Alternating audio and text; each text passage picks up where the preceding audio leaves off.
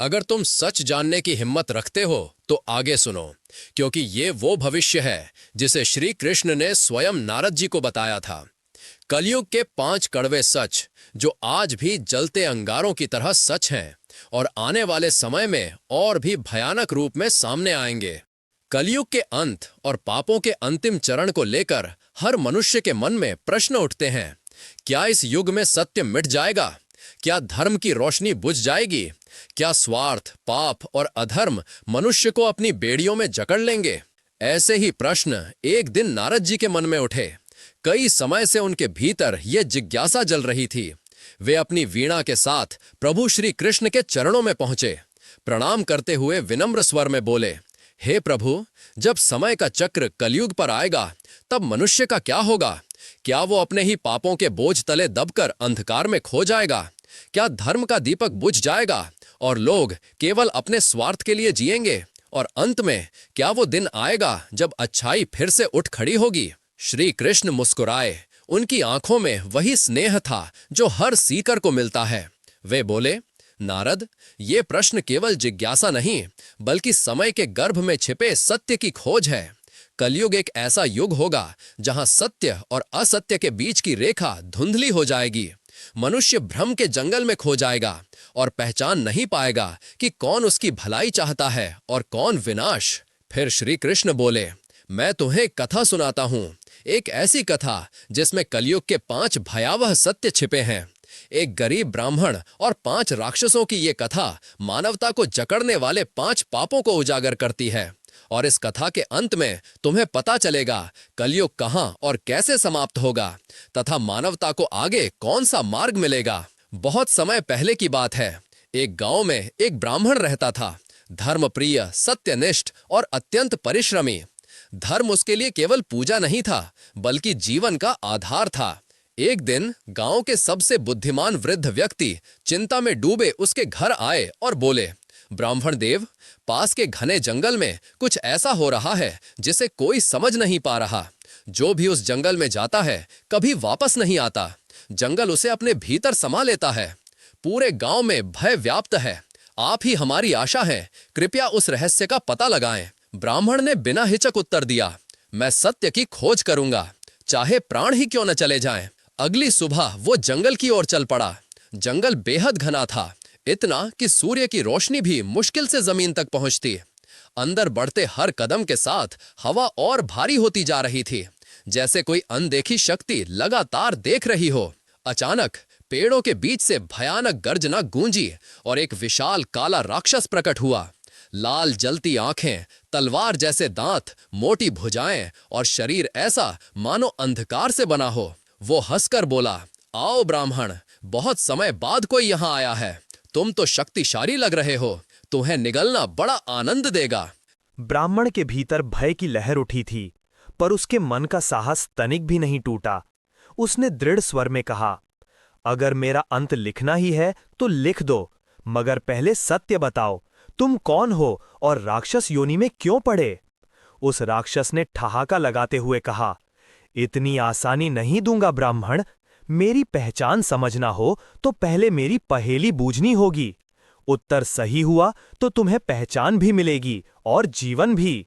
लेकिन यदि उत्तर थोड़ा भी चूका तो आज का सूर्य तुम्हारा अंतिम सूर्य होगा। ब्राह्मण बिना डरे बोला, मैं तैयार हूं, पूछो तुम्हारी पहेली। राक्षस का चेहरा गंभीर हो गया, जैसे भीतर गहराई से कोई आग उठ रही हो। वह बोला, ध्यान से सुनो, मैं वह हूं जो मनुष्य को कभी शांति नहीं देता। मेरे पीछे हर व्यक्ति दौड़ता है पर जीवन का सुकून खो देता है। मैं वैभव और धन में छिपा हूं मगर परिणाम देता हूं दर्द और अधर्म। बताओ मैं कौन हूं? वह श्राप जो हर इंसान के दिल में छुपा होता है। कुछ पल ब्राह्मण चुप रहा, लेकिन उसका मन स्थिर था, बुद्धि जागृत। उसने दृढ़ स्वर में उत्तर दिया, तुम लालच हो, वही लालसा जो मनुष्य को संतोष से दूर कर देती है, जो उसे अनंत इच्छाओं की बेड़ियों में बांधकर जीवन व्यर्थ बना बैठा। वह आगे बोला, मैं भी कभी साधारण मनुष्य था। धन कमाने की चाह शुरू में उचित थी, पर फिर वह चाह बेकाबू होती गई। मैंने परिवार को भुला दिया, धर्म की मर्यादा तोड़ दी, रिश्तों को कुचल दिया। मैंने सोचा जितना अधिक धन उतनी अधिक प्रसन्नता, पर उल्टा हुआ। धन बढ़ता गया और मन खाली होता गया। शांति दूर भागती रही। एक दिन माया ने मुझे निगल लिया और मैं अपनी इच्छाओं की कैद में बदल गया। फिर धनासुर ने कलयुग का पहला सत्य सुनाया। कलयुग में मनुष्य मेरी ही राह पर चलेगा। धन की आग में ऐसा पागलपन पैदा होगा कि भाई भाई का गला काटेगा, रिश्ते अजनबी बन जाएंगे, विश्वास बिक जाएगा, व्यापार में सत्य नहीं छल व्यापार बनेगा, छोटे लाभ के लिए बड़े अपराध होंगे, ईमानदारी मिट जाएगी, धर्म दिखावा बन जाएगा, लोग दौड़ते रहेंगे पर मंजिल कभी नहीं मिलेगी, लालच इंसान को इंसान नहीं रहने देगा, वह अंदर से मरता जाएगा। अंत में उसने चेतावनी दी, धन कमाना पाप नहीं, लेकिन धन के लिए स्वयं को खो देना सबसे बड़ा पाप है। जो प्रेम, धर्म और नैतिकता को छोड़कर माया के पीछे भागता है, वह अंत में स्वयं को खो देता है। इतना बोलकर धनासुर अदृश्य हो गया। अब ब्राह्मण और आगे बढ़ा। जंगल और घना हो चुका था। अजीब गंध, पत्तों की सरसराहट और हर तरफ अनजाना भय। अचानक सामने एक दूसरा राक्षस प्रकट हुआ। लंबा, विशाल, पर उसके चेहरे पर एक धोखेबाज सी मुस्कान थी। ब्राह्मण समझ गया, यह भी कोई सामान्य प्राणी नहीं। उसने पूछा, हे प्राणी, तुम कौन हो और किस कारण इस राक्षसी योनि में आए? राक्षस धीमे से हंसा और कहा, मेरा नाम मृगासुर है, लेकिन मेरी पहचान जानने की कीमत है पहेली। अगर उत्तर दिया तो सत्य मिलेगा, वरना तुम्हारा अंत। ब्राह्मण बोला, पूछो, भाग्य जो है उसे स्वीकार करूंगा। मृगासुर बोला, मैं वहां हूं जिसे हर व्यक्ति अपनाता है, पर कोई उसका असली चेहरा नहीं पहचानता। ऊपर से सच्चा, भीतर से सड़ांध। समाज को चलाता भी हूं और समाज को नष्ट भी करता हूं। बताओ मैं कौन हूं? कुछ पल विचार के बाद ब्राह्मण ने शांत आवाज में कहा, तुम पाखंड हो। ब्राह्मण ने जिस उत्तर को कहा था, पाखंड, वही सुनते ही मृगासुर ठहाका मारकर हंसा और बोला, बिल्कुल ठीक पहचाना। अब मेरा सत्य सुनो, क्योंकि मैं कलयुग का दूसरा सबसे भयावह सच हूं। वह आगे बोला, जब मैं मनुष्य था तो मेरा जीवन पूरी तरह दिखावे और छल से भरा था। मैं पूजा करता था, पर केवल लोगों को दिखाने के लिए। मेरी बातें धर्म की होती थीं, मगर मेरे कर्म अधर्म के गर्त में डूबे हुए थे। मैं दूसरों को उपदेश देता था, लेकिन स्वयं झूठ और धोखे पर जीता था। समाज मुझे सम्मान देता था, पर मेरा अंतर पूरी तरह सड़ा हुआ था। फिर उसने चेतावनी दी, कलयुग में मेरे जैसे असंख्य लोग होंगे। होठों पर भगवान का नाम होगा, पर हृदय वासना, क्रोध, लोभ और ईर्ष्या से भरा रहेगा। धर्म एक औपचारिक पोशाक बन जाएगा, आत्मा की भावना नहीं। व्रत, पूजा और तीर्थ होंगे, पर मन दुर्भावना से प्रदूषित रहेगा। धर्म के नाम पर व्यापार चलेगा। लोग अपने वस्त्र और बाहरी स्वरूप से स्वयं को संत कहेंगे, कर्मों से नहीं। सच्चा व्यक्ति अकेला पड़ जाएगा और कपटी लोग तालियां बटोरेंगे। यही पाखंड कलयुग का बड़ा जहर बनेगा। अंत में मृगासुर बोला, मैं राक्षस इसलिए बना क्योंकि मैंने सच्चाई नहीं चुनी, मैंने झूठ को जीवन बना लिया। याद रखना ब्राह्मण, जो भीतर शुद्ध नहीं, वो बाहर कितना भी पवित्र बनने का अभिनय करे, एक दिन ढह जाएगा। यह कहकर मृगासुर आकाश में विलीन हो गया। ब्राह्मण मौन होकर आगे बढ़ने लगा। जंगल और गहरा और भयावह होता जा रहा था। पत्तों की सरसराहट अब फुसफुसाहट जैसी लग रही थी, जैसे कोई अदृश्य शक्ति उसकी हर सांस को देख रही हो। अचानक एक गुफा के भीतर से एक विशाल और भयानक आकृति बाहर निकली। राक्षस ने कर्कश हंसी के साथ कहा, कौन है जो इस शापित वन में बिना निमंत्रण कदम रख गया? ब्राह्मण ने धैर्य से उत्तर दिया, मैं सत्य के मार्ग पर निकला एक साधारण ब्राह्मण हूँ, जानना चाहता हूँ आप कौन हैं? राक्षस गुर्राया, मुझे बहुत समय बाद कोई ऐसा मिला है जो मेरी भूख शांत कर सकता है।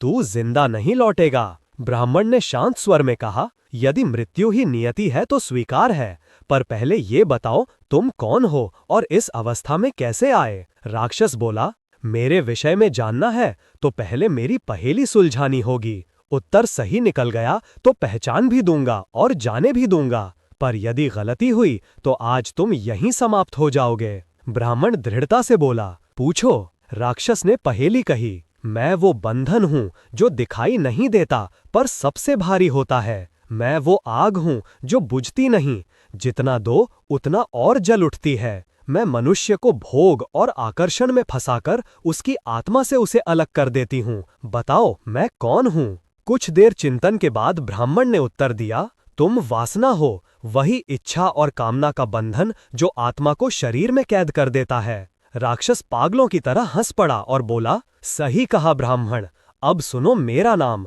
मैं हूँ कामासुर, कलयुग का तीसरा और सबसे कठोर सत्य। वह आगे बोला, जब मैं मनुष्य था तो मेरे लिए केवल एक ही चीज महत्वपूर्ण थी, भोग। मुझे सुख चाहिए था, सौंदर्य चाहिए था, अधिकार चाहिए था, और वो भी किसी भी कीमत पर। मेरे लिए रिश्ते खिलौने थे, भावनाएं बेकार थीं। मैं लोगों को आकर्षण में फंसाकर तोड़ देता था। मेरी इच्छाएं कभी शांत नहीं हुईं और वही मेरी बर्बादी बनी। वासना ने मुझे पूरी तरह निगल लिया और मैं इस राक्षसी योनि में आ गिरा।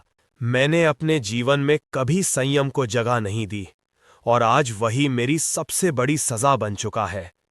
कामासुर की आवाज अचानक कठोर हो उठी। फिर वो बोला, ब्राह्मण ध्यान से सुन, कलयुग का सबसे भीषण पतन वासना और अहंकार से होगा। मनुष्य अपने शारीरिक सुखों के लिए रिश्तों की बलि चढ़ा देगा। बच्चा अपनी मां से दूर हो जाएगा, पति पत्नी को धोखा देगा और स्त्री को सम्मान नहीं वस्तु समझा जाएगा। प्रेम शब्दों में रहेगा लेकिन व्यवहार में स्वार्थ और दिखावा होगा। शरीर पूजा बन जाएगा और आत्मा भुला दी जाएगी। लोग अपनी जिद और घमंड को स्वाभिमान कहेंगे।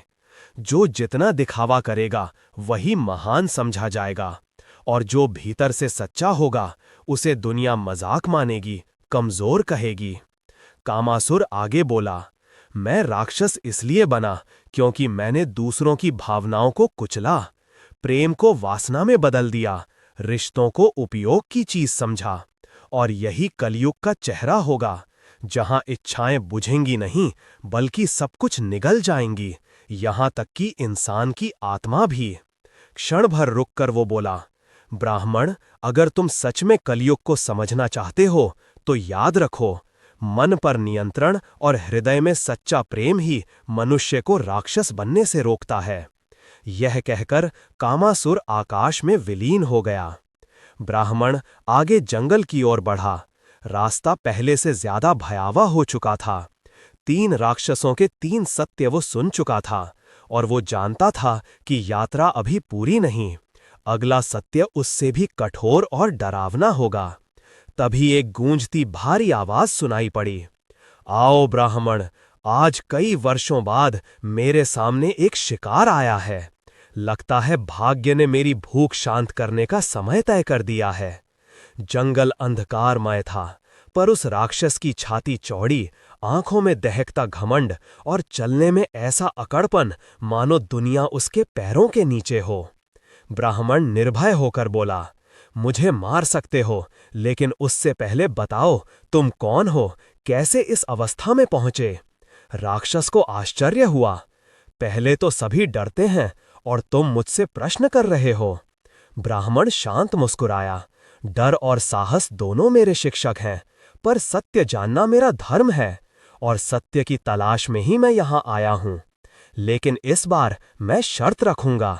उसने कहा, मैं एक पहेली पूछूंगा, अगर तुम उत्तर दे पाओ मैं अपना परिचय दूंगा और अपना जीवन तुम्हें सौंप दूंगा। यदि उत्तर ना दे सके तो मुझे आजाद करोगे। राक्षस हंसा, पूछ अपनी पहेली। ब्राह्मण बोला, मैं बिना आकार का हूं पर सबसे भारी पड़ता हूं। मुझे उपेक्षा से बल मिलता है पर विनम्रता मुझे समाप्त कर देती है। मैं खुद को राजा समझता हूं पर वास्तव में आत्मा का सबसे बड़ा दुश्मन हूं। बताओ मैं कौन? राक्षस स्तब्ध रह गया। उसके चेहरे पर क्रोध आया, फिर थकान, फिर हार। धीरे से बोला, तू जीत गया ब्राह्मण, तुम्हारा उत्तर है अहंकार और वही मेरा नाम है। मैं हूं अहंकार सुर। उसने अपने अतीत का खुलासा किया। जब मैं मनुष्य था मुझे अपने ज्ञान पर घमंड था, शक्ति पर अभिमान था। मैं सोचता था मेरे सामने कोई नहीं, माता पिता की बात अनसुनी, गुरु तुच्छ और मित्रों को अपमानित करना मेरा अधिकार समझता था। दुनिया प्रेम से जीना चाहती थी और मैं सिर्फ प्रशंसा और वर्चस्व चाहता था। मेरी अकड़ ही मेरी पहचान बन गई और वही मुझे राक्षस योनि में धकेल लाई। अहंकार सुर धीमे स्वर में आगे बोला, ब्राह्मण, मैं हूं कलयुग का चौथा कटु सत्य। इस युग में मनुष्य का सबसे बड़ा दुश्मन कोई और नहीं, उसका अपना अहंकार होगा। लोग दूसरों की राय का सम्मान नहीं करेंगे। गुरु की शिक्षा हंसी का विषय बनेगी। बच्चे पिता को मूर्ख समझेंगे। शिष्य गुरु से श्रेष्ठ बनने की जिद रखेंगे। विनम्रता, जो सतयुग में शक्ति थी, कलयुग में कमजोरी कहलाई जाएगी। हर संबंध में मुकाबला होगा। भाई भाई में, पति पत्नी। राक्षस कुछ देर तक शांत खड़ा रहा, फिर धीमे स्वर में बोला, जाओ ब्राह्मण, तुम्हारी राह अभी समाप्त नहीं हुई। सबसे अंतिम सत्य तुम्हारी प्रतीक्षा कर रहा है और वही सबसे डरावना है। ब्राह्मण आगे बढ़ा। शरीर थक चुका था, पर आत्मा पहले से अधिक जागृत हो चुकी थी। 4 राक्षसों से मिले सत्य ने उसे समझा दिया था कि कलयुग केवल समय का नाम नहीं, बल्कि मानव के भीतर शुरू होने वाला पतन है, जहां मनुष्य अपनी ही मानवता को धीरे धीरे त्याग देता है। अचानक उसके सामने घना अंधेरा आकार लेने लगा। 2 धधकती लाल आंखें, टेढ़ा चेहरा और होंठों पर ऐसी मुस्कान जो बिल्कुल भरोसा न करने दे। राक्षस ने ठंडी हंसी हंसते हुए कहा, बहुत दूर आ गए हो ब्राह्मण, पर अब आगे एक कदम भी नहीं बढ़ पाओगे। ब्राह्मण दृढ़ नजरों से बोला, यदि मेरी मृत्यु ही तुम्हारा उद्देश्य है तो उससे पहले एक बात जानना चाहता हूं। तुम कौन हो और तुम्हारा ये रूप कैसे बना? राक्षस हंसा, हर चीज इतनी जल्दी नहीं जान लेते ब्राह्मण। पहले मेरी पूछी पहली का उत्तर दो। सही हुआ तो मैं तुम्हें जाने दूंगा और अपना सत्य भी बताऊंगा। गलत हुआ तो यही स्थान तुम्हारी अंतिम विश्राम भूमि बनेगा। ब्राह्मण शांत स्वर में बोला, पूछो। राक्षस ने प्रश्न रखा, मैं वो हूं जो मीठी बातों में जहर मिलाता हूं। मैं उजाले की चादर पहनकर अंधकार को छुपाता हूं। मुझे सुनकर लोग बहकते, लड़ते, टूटते हैं और फिर भी मुझे सत्य समझ लेते हैं। बताओ ब्राह्मण, मैं कौन हूं? ब्राह्मण ने आंखें बंद कीं, कुछ क्षण ध्यान में डूबा रहा, फिर धीरे से आंखें खोलकर बोला, तू है झूठ, तू है नकली सत्य जो छल से लोगों को भ्रमित करता है। राक्षस की लाल आंखों की चमक बुझने लगी। उसने लंबी सांस ली और कहा, उत्तर सही है। मैं हूं असत्युर, कलयुग का 5वां और सबसे भयानक सत्य। जब मैं मनुष्य था तब मैंने सच को कभी महत्व नहीं दिया। मुझे हर हाल में झूठ बोलना आसान, तेज और लाभदायक लगता था। धीरे धीरे झूठ ही मेरी आदत नहीं, मेरी दुनिया बन गया। मैं अफवाहें फैलाता, लोगों में दूरी पैदा करता, 2 परिवारों, 2 मित्रों, 2 दिलों के बीच दरार डालता और उनकी बर्बादी मुझे मनोरंजन लगती थी। मेरी वजह से रिश्ते टूटे, विश्वास टूटा और सत्य, जो कभी सबसे पवित्र था, लोगों के पैरों तले रौंदा गया। मैं झूठ को इतनी बार दोहराता कि लोग असली सच भूल जाते और मेरे शब्दों को ही सत्य मान लेते थे। यही मेरी ताकत थी और यही मेरी बर्बादी भी। फिर असत्युर की आवाज ठंडी और कठोर हो गई, सुन ब्राह्मण, कलयुग का 5वां और सबसे विनाशकारी सत्य यही है। इस युग में झूठ को राजा बनाया जाएगा और सच को मिट्टी में दबा दिया जाएगा। कपट और धोखे से ऊंची कुर्सियां हासिल की जाएंगी और ईमानदार व्यक्ति समाज में मजाक बनेगा। कलयुग में चमक, प्रचार, अफवाह और दिखावा सच्चाई की जगह ले लेंगे। लोग सच जानकर भी स्वीकार नहीं करेंगे, क्योंकि सच में न लाभ होगा न ताली। झूठ जिसे कभी पाप माना जाता था, अब नीति बन जाएगा और यही मानवता का सबसे बड़ा पतन होगा, जब लोग सत्य से दूर होकर झूठ से पेट भरने लगेंगे। सच कहूं ब्राह्मण, मैं राक्षस नहीं, इस युग का दर्पण हूं और इस दर्पण में मानव खुद को पहचान नहीं पाएगा। फिर असत्युर झुककर बोला, जाओ ब्राह्मण, तुम्हारी परीक्षा पूरी हो गई। तुमने 5 कड़वे सत्य समझ लिए। अब ये ज्ञान तुम्हारे अंदर बंद न रहे, इसे दुनिया तक पहुंचाना यही तुम्हारा धर्म है। ब्राह्मण की आंखें भर आईं। उसकी यात्रा पूरी थी, लेकिन उसकी जिम्मेदारी अब शुरू हुई थी। वो जान चुका था कि वे 5 राक्षस किसी जंगल के जीव नहीं थे। वे तो हर इंसान के घर, शहर और दिल में जन्म लेते हैं। यात्रा पूरी होने के बाद वो अपने घर लौट आया, पर उसके भीतर अब वो पुराना व्यक्ति नहीं रहा था। सच्चाई ने उसे बदल दिया था। कथा समाप्त करते हुए श्री कृष्ण ने नारद जी की ओर दृष्टि डाली और बोले, नारद, अब तुम समझ चुके हो। धनासुर का लालच, मृगासुर की कपट बुद्धि, कामासुर की विकृत वासना, अहंकार सुर का दंभ और असत्युर का झूठ, यही 5 जहर कलयुग की धमनियों में दौड़ेंगे। नारद जी ने गंभीर स्वर में पूछा, प्रभु, यदि ये सब सत्य है तो फिर कलयुग का अंत कैसा होगा? क्या मानवता बची रहेगी? श्री कृष्ण के चेहरे पर करुणा और कठोर सत्य दोनों थे। कलयुग की शुरुआत मोह से हुई है, पर इसका समापन विनाश से होगा। समय बीतने के साथ पाप गहरा होता जाएगा, धर्म मजाक बनेगा और अधर्म अधिकार कहलाएगा। रिश्तों में स्वार्थ कूट कूट कर भर जाएगा और प्रेम केवल शब्दों में सिमट जाएगा। धन के लिए भाई भाई का दुश्मन बनेगा। स्त्री को केवल शरीर समझा जाएगा और पुरुष वासना में डूबते जाएंगे। माताएं अपमान झेलेंगी, वृद्ध पिता बोझ समझे जाएंगे और संतान अपना ही घर पराया मान लेगी। ज्ञान की नीलामी होगी, न्याय की आंखों पर पट्टी चढ़ जाएगी।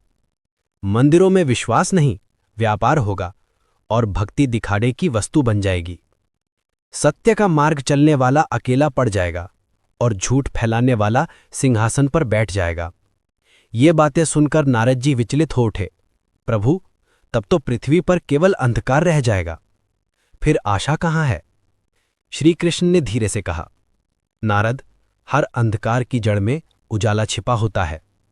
जब पाप अपनी सीमा पूरी कर लेगा तभी धर्म फिर से जाग उठेगा। यही सृष्टि का नियम है। जब अधर्म अपने चरमोत्कर्ष पर होगा तब मैं स्वयं पृथ्वी पर अवतार लूंगा। कलयुग के अंत में एक दिव्य महापुरुष जन्म लेगा जो मानव को सत्य, करुणा और संयम की राह पर लौटा देगा। तभी कलयुग समाप्त होगा और नए सतयुग का द्वार खुलेगा। वो समय तब आएगा जब मनुष्य पूछेगा, मैं कौन हूं? और भीतर से उत्तर आएगा, मैं देह नहीं, मैं आत्मा हूं। तभी नया युग जन्म लेगा। नारद जी की आंखों से अश्रु बह निकले, पर हृदय में गहरी शांति उतर आई। उन्होंने हाथ जोड़कर कहा, हे वासुदेव, आपने अंधकार भी दिखाया और आशा का दीपक भी जला दिया। मैं इन 5 सत्यों और आपकी वाणी को धरती पर फैलाऊंगा ताकि लोग चेत सके और मार्ग न भटके। श्री कृष्ण मुस्कुराए, जाओ नारद, यही तुम्हारा धर्म है। और याद रखना, जब जब संसार में धर्म संकट में पड़ेगा मैं फिर लौट कर आऊंगा। अगर इस ज्ञान ने आपके हृदय को स्पर्श किया है तो वीडियो को लाइक जरूर करें, चैनल को सब्सक्राइब करें और कमेंट में पूरे प्रेम से लिखें, जय श्री कृष्णा, ताकि इस दिव्य संदेश की ज्योति और भी दूर तक फैल सके।